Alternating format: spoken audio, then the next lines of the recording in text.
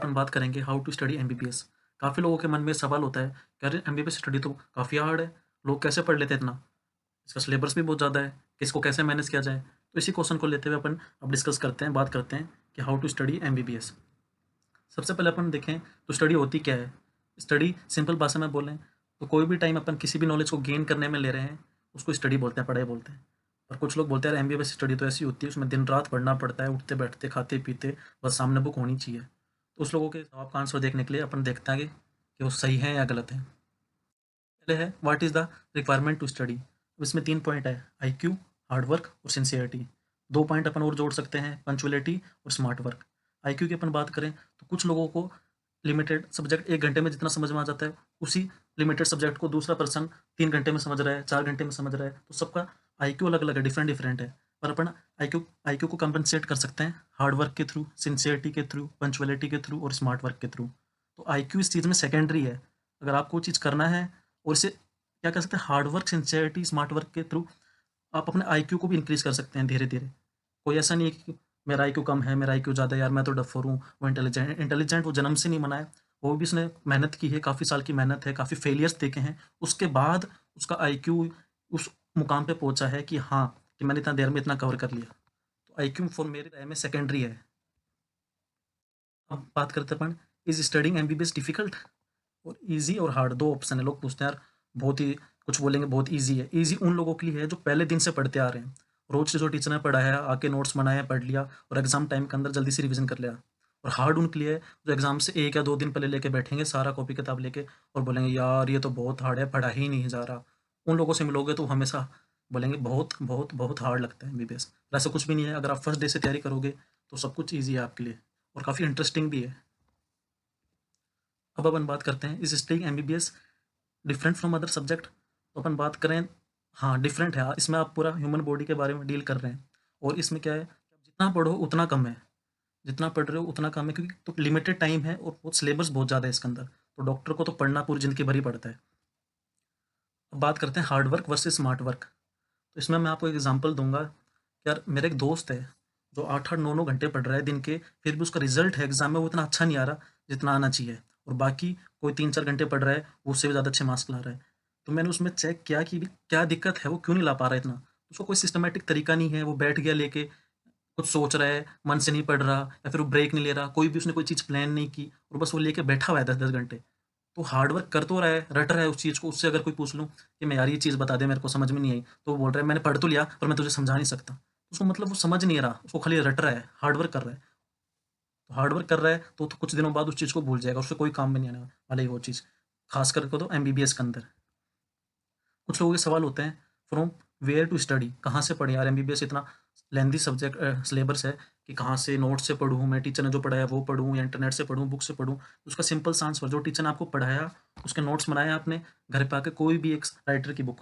इसमें क्या है, काफ़ी लोग कन्फ्यूज़ रहते हैं, मैं इस राइटर की बुक पढूँ, मैं इस राइटर की, और फिर उसमें कन्फ्यूज़ होते हैं, कन्फ्यूज़ होते रहते हैं। पर इसमें आप एक बुक पे रिलायबल रहिए, वो आपके लिए मोर देन इनफ है। अब आते हैं कि 2 तरीके हैं पढ़ने के लिए, गेनिंग नॉलेज और एक्वायर्ड स्किल्स। दोनों एक दूसरे पे डिपेंडेंट है। जब तक अपन को थ्योरेटिकल पोर्शन नहीं आएगा, अपन प्रैक्टिस नहीं कर पाएंगे सही से, ना ही प्रैक्टिकल ज्ञान मिलेगा। ना अगर प्रैक्टिकल ज्ञान है तो अपन को नॉलेज नहीं है, दोनों इंटरकनेक्टेड है। तो जब तक आप कोई भी चीज़ को समझोगे नहीं, उसको प्रोसेस नहीं करोगे, जब तक आप उसको प्रैक्टिकल ज्ञान में नहीं ला पाओगे। अब बात करते हैं लर्निंग पे। तो लर्निंग और स्टडिंग के अंदर देखो ऐसी बात है कि सबके अलग अलग तरीके हैं। सबकी पर्सनल थिंकिंग है कि यार मैं ऐसे पढ़ता हूँ, मैं दिन में पढ़ता हूँ, मैं रात में पढ़ता हूँ, मैं 2 घंटे लगातार पढ़ता हूँ, फिर ब्रेक ले लेता हूँ, मैं 4 घंटे लगातार पढ़ता हूँ। तो सब, पर मेन लास्ट रिजल्ट क्या आना चाहिए, आपको उस चीज़ का नॉलेज मिल गया, उसका प्रॉफिट आया आपके पास, एंड रिजल्ट कोई ये नहीं पूछेगा कि यार तूने कितनी देर पढ़ी, लास्ट में रिजल्ट मायने रखता है। चाहे एक लड़के ने पूरे साल भर रोज पढ़ा 10-10 घंटे और रिजल्ट आया कम, और एक ने चाहे 2 घंटे पढ़ा और फिर रिजल्ट आया अच्छा, उससे भी ज़्यादा। तो मेन लास्ट क्या है, रिजल्ट ही मायने रखता है लोगों के। अब बात करें अपन डेली पढ़े हैं या वीकेंडली पढ़ रहे हैं, तो सेम बात आती है। लास्ट वीकेंड पढ़ने में 10-10 11-11 घंटे में पढ़ने में, और उससे पढ़ा डेली रोज पढ़ें थोड़ा थोड़ा करके, तो प्रेशर भी कम रहता है, रिवीजन भी जल्दी हो जाता है और मज़े भी आता है पढ़ने में। अब आता है टाइमिंग ऑफ स्टडी। तो ये भी सबकी अपनी पर्सनल पर्सनल थिंकिंग है, किसी को दिन में पढ़ना पसंद है, किसी को रात में पढ़ना पसंद है, कोई जगराता करते हुए पढ़ता है, जिसको एकदम शांत वातावरण चाहिए, कोई डिस्टर्बेंस डिस्ट्रक्शन नहीं चाहिए, और किसी को दिन में पढ़ना पसंद है। भाई दिन का इन्वायरमेंट ही अलग सा होता है, बढ़िया आराम से खिड़की खोल के चिड़िया चेचा रही है, ठंडी ठंडी हवा आ रही है, उगता हुआ सूरज देख रहे हैं, तो सबकी अलग अलग थिंकिंग है। और मैं पढ़ता हूँ रात के अंदर आराम से। मतलब पढ़े किस लिए? फॉर नॉलेज और फॉर एग्ज़ाम। अब इसमें बात की जाए तो सबको पता है कि नॉलेज के लिए ही पढ़ना है। अगर आपने एग्ज़ाम को नंबर लेके पढ़ रहे हैं तो आपके लिए वो बेनिफिशियल नहीं है, कुछ दिनों बाद अपन भूल जाएँगे उस चीज़ को। और एमबीबीएस के अंदर तो बिल्कुल भी नहीं, आप रट नहीं सकते, आपको चीज़ समझ के ही करनी होगी। अभी देख लीजिए मैन इन ब्लैक वाला सा सीन हो जाता है, अगर एग्ज़ाम के लिए पढ़ा रट के तो कुछ दिन बाद एकदम सब साफ। बात है self study versus combined study.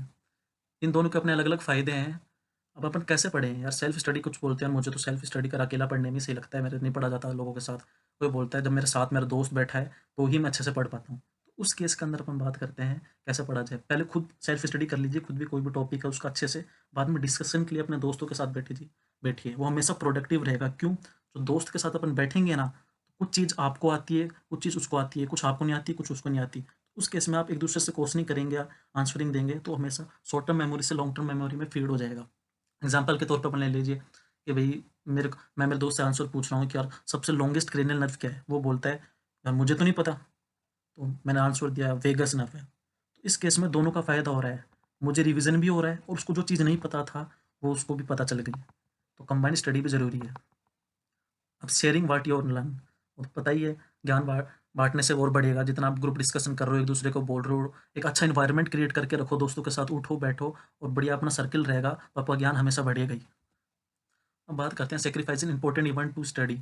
Mostly अपन लोगों ने क्या देखा है कि आप एग्जाम के दिनों में और इम्पोर्टेंट प्रिपरेशन के डेज में किसी फंक्शन हो गया, घर में शादी आ गई, किसी का बर्थडे आ गया, इस केस में अपना डिस्ट्रैक्शन है ये। लोग देखते नहीं है कि आप शादी अपने 3-4 दिन चलती है घर के अंदर और बाद में काफ़ी मेहमान भी आ रखे हैं, उसमें आपका ही लॉस है। आप अपने फ्यूचर के साथ खिलवाड़ कर रहे हैं। अगर आप एक शादी अटेंड नहीं करेंगे तो आपके बिना तो शादी रुक तो जाएगी नहीं। अगर आपने एक बार 1 साल बर्थडे नहीं मनाया तो ऐसा तो नहीं कि हर साल बनेगा नहीं। तो इसमें आप थोड़ा सा सेक्रीफाइस करके रखिए। मैं आपको एक एग्जांपल देता हूँ। मेरे घर के अंदर मेरे भाई ने खुद की बुआ की शादी अटेंड नहीं की, क्योंकि वो जेई का प्रिपरेशन कर रहा था। हम सब ने कजन्स थे तो बोलते हैं यार आ जाओ सब एक इकट्ठा होंगे। उसने बोला नहीं यार मैं नहीं आ रहा, मैं प्रिपरेशन कर रहा हूँ। तो मुझे वो अच्छा लगा कि यार वो कितना डिवोटेड है उस चीज़ के लिए। तो आपको भी इस चीज़ में ऐसे ही रहना है।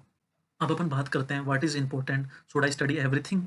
इस केस में अपन बात करें तो इम्पोर्टेंट तो सब कुछ है, क्योंकि आप ह्यूमन बॉडी के साथ डील करेंगे। आप एक डॉक्टर हैं तो कुछ चीज़ छोड़ तो सकते हैं नहीं।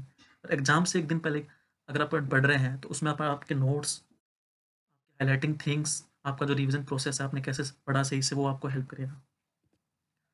अब है should I be attentive in classes, या तो ये आपकी बहुत मोस्ट इंपॉर्टेंट थिंग है। अगर आप क्लास के अंदर अटेंटिव है तो आप 50% तो आप क्लास के अंदर ही सीख जाते हैं। मैं बोलूँगा मोर देन 50% ही, क्योंकि टीचर अपने सिलेबस को अच्छी तरह कवर करने की कोशिश करता है। टाइम कम रहता है, मैंने माना सिलेबस ज़्यादा है और टाइम कम है, फिर भी अगर आप अटेंटिव हैं तो आप इजीली मोर देन 50% वही समझ जाएंगे। बाद में आपका काम है खाली रिवीजन करना घर पे जाके और अच्छे से पढ़ना।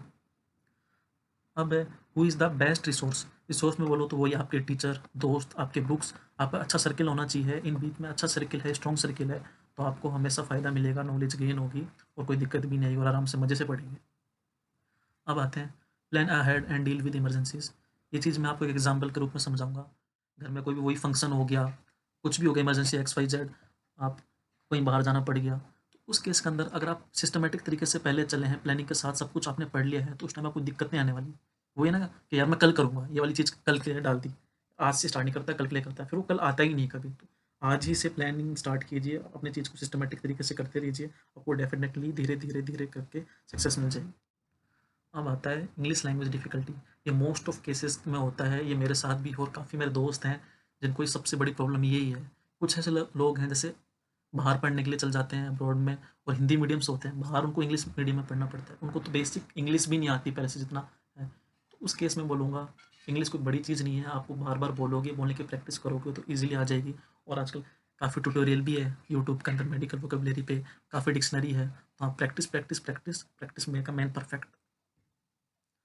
हम बात करते हैं get an idea before that. Class जाने से पहले अपन को पता होना चाहिए कि यार आज अपन क्लास में क्या पढ़ने वाले हैं, टीचर क्या पढ़ाएगी, कैसे पढ़ेंगे और उसका एंड रिजल्ट क्या निकलेगा।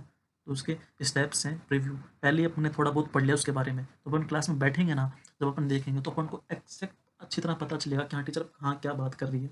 और अपन उस टाइम पे नोट्स बनाएं, और घर पे जाके जब पढ़ेंगे तो अपन को बहुत आसानी रहेगी रिविजन करने के अंदर, और कम समय में अपन जल्दी सिलेबस खींच पाएंगे। ये भी इंपॉर्टेंट है टाइम मैनेजमेंट। टाइम मैनेजमेंट कैसे करें, टाइम प्लानिंग कैसे करें। इस केस में बोलूँगा एक चार्ट बना लीजिए आप कि भई मेरे को आज इतना पढ़ना है, ये सब्जेक्ट पढ़ना है, मैं आज आप घंटे को मत लेके चलिए, आप लेके चलिए सिलेबस को कि यार आज तो मैं इतना कर ही लूँगा, सबकी अलग-अलग कैपेसिटी है, उस हिसाब से नोट कर लीजिए कि मैं हाँ और धीरे-धीरे वो कैपेसिटी आपकी इंक्रीज़ ही होगी प्लानिंग के साथ। मैं बोलता हूँ यार एक दिन में मैं एक न ये टॉपिक पढ़ लिया, कुछ वो एक दिन में कोई बंदा 2 टॉपिक पढ़ लेता है, उस बंदे की कंपैरिज़न मत कीजिए, आपका आप अलग हो, वो अलग है।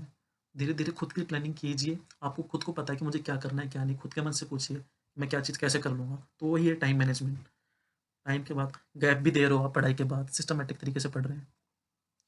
ब्रेकिंग अप है, जैसे मैंने बोला इतना सिलेबस मैंने पढ़ लिया, उसके बाद मैं ब्रेक देने वाला हूँ। अब कुछ लोगों में क्या होता है, एक ब्रेक ब्रेक काफ़ी लंबा खिंच जाता है। सोचते हैं 15 मिनट का है, पर जाता है वो 2-2 3-3 घंटे का। तो ये चीज़ नहीं करनी है अपन को, 15 मिनट तो 15 मिनट। अब उस टाइम में जो भी करना है, मज़े मार के कुछ भी कीजिए। यूटिलाइज़िंग ब्रेक आपको पता ही है, म्यूज़िक सुन लिया, दोस्तों से बात कर लिया, गप्पे-सप्पे लड़ा लिए, आपकी मर्ज़ी जो आपको करना है। Keeping distraction at bay, distraction पढ़ाई के टाइम सबसे बड़ा है तो ये मोबाइल ही है अपना। आप ऐसे एनवायरनमेंट क्रिएट करके पढ़िए जैसे आपका एग्जाम चल रहा है। एग्जाम में अपन देखते हैं ना कि अपना माइंड पहले से अलर्ट रहता है उस चीज़ के लिए कि यार एग्जाम एग्जाम है, पहले ही प्रिपेयर होकर बैठ जाते हैं। मैंने टॉयलेट भी पहले कर लिया, मेरा बॉक्स भी सच गया, पेंसिल वेंसिल सब डाल लिया नहीं डाल ली। तो उसी केस में ऐसे ही मान के चलिए आप जब पढ़ रहे हैं तो आप एग्जाम दे रहे हैं, फ़ोन को दूर रख दो, नोटिफिकेशन ऑफ कर दो, साइलेंट कर दो, घर वालों को बोल दो मैं 3 आवर पढ़ूंगा, कोई मुझे डिस्टर्ब ना करे। नोइंग व्हेन टू स्टॉप, अभी इसमें आपने बात कर ली है। आपको जब स्टॉप करना है जब आप उस गोल को अचीव कर चुके हैं, जो भी आपने डिसाइड किया है कि मैंने इतने घंटे पढ़ना है, इतना सिलेबस करना है कवर, तो आपका गोल अचीव हो गया। उस टाइम पे अपने ब्रेक लीजिए और मजे मारिए। रिव्यूइंग योर प्रोग्रेस, अब इसमें अपन मेजर करते हैं अपनी सक्सेस को। आप देखोगे at the one day starting से अपने आप इस टाइम तक अगर आप रेगुलर हैं, पंचुअल हैं, स्मार्ट वर्क कर रहे हैं, तो आपकी धीरे धीरे धीरे सक्सेस इंक्रीज होती रहेगी। डज स्टडिंग एवर एंड, तो ऑफ कोर्स सबको पता है नहीं, बिल्कुल भी नहीं। जैसे अल्बर्ट आइंस्टाइन ने बोला है, once you stop learning you start, once in never out. इसका अलग ही मजा है। फील कीजिए उस चीज़ को जिस चीज़ में आप हैं। अगर आपका इंटरेस्ट है तो ही आए इस एमबीबीएस करियर के अंदर। ऐसा नहीं कि यार वो कर रहा है, इसमें ज़्यादा पैसे हैं, मेरे घर वालों ने बोला। एट लास्ट थैंक यू दोस्तों, आप कमेंट करके बताइए ये वीडियो आपको कैसी लगी। अगर अच्छी लगी तो लाइक कीजिए, सब्सक्राइब कीजिए।